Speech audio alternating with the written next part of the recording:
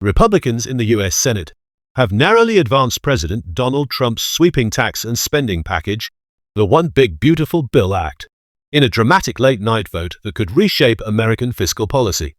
The legislation passed the Senate on 1 July after Vice President J.D. Vance cast a tie-breaking vote, ending more than 24 hours of heated debate.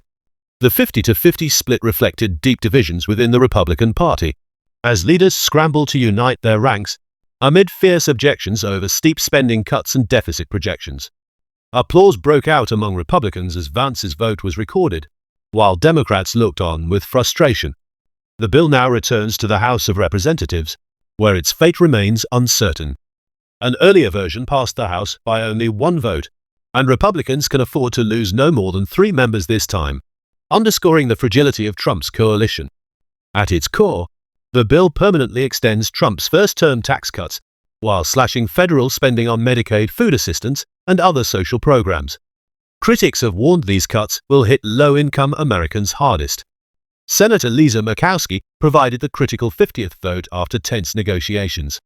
Even as she supported the bill, she described the process as rushed and probably the most difficult and agonizing legislative 24-hour period of her career. Murkowski urged the House to reconsider the most severe provisions. Senate Majority Leader John Thune faced setbacks as 3 Republicans, Susan Collins, Tom Tillis, and Rand Paul, defected to oppose the bill, joining all Senate Democrats. They cited fears over the growing deficit and the erosion of the social safety net. Speaking during a visit to a migrant detention center in Florida, Trump hailed the Senate passage as a great victory, insisting the bill has something for everyone. Yet his optimism may prove premature.